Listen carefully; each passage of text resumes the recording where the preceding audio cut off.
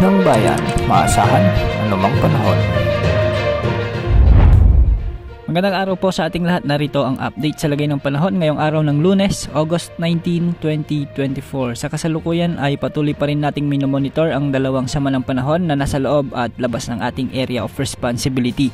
Una narito ang low pressure area na nasa silangan ng Luzon at mababa naman sa ngayon ang tsansa nitong maging bagyo at makaapekto sa anumang bahagi ng ating kalupaan. Samantala ang isa pang low pressure area na posibleng maging bagyo sa mga susunod na oras ay huling namataan sa hilagang silangan ng Itbayat, Batanes. Samantala southwest monsoon o habagat naman ang nakakaapekto pa rin sa northern Luzon, particular sa Batanes at Babuyan Islands. Kaya makakaranas ang mga lugar na ito ng maulap na kalangitan na may mga kalat-kalat na pag-ulan at pagkidlat, pagkulog. Posible mga pagbaha at pagguho ng lupa, lalo na kung minsan ay may mga katamtaman hanggang sa malalakas na pagbuhos ng ulan. Ngayong araw, asahan din ang bahagyang maulap hanggang sa maulap na kalangitan na may mga kalat-kalat na pag-ulan at pagkidlat, pagkulog dahil naman sa mga localized thunderstorms sa ilang lugar sa ating bansa.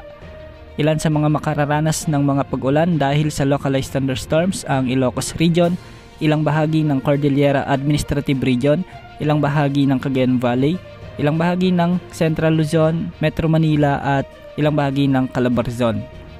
Posible rin ang mga pag-ulan sa may eastern portion ng Visayas at western portion ng Visayas. At sa Mindanao, asahan din ang ganitong panahon lalo na sa Zamboanga Peninsula, Northern Mindanao, Sorsogon, Bangsamoro Region at ilang bahagi ng Davao Region. Samantala wala pa rin tayong namomonitor na anumang potensyal na bagyo na posibleng pumasok sa ating area of responsibility at makakapekto sa anumang bahagi ng ating bansa. Wala ring nakatas na gale warning sa mga karagatang sakop ng ating bansa, kaya malayang ating mga kababayang mangingisda na pumalaot sa anumang bahagi ng ating karagatan. Yan ang update sa lagay ng panahon. Ito po ang weather update ng bayan, maasahan anumang panahon.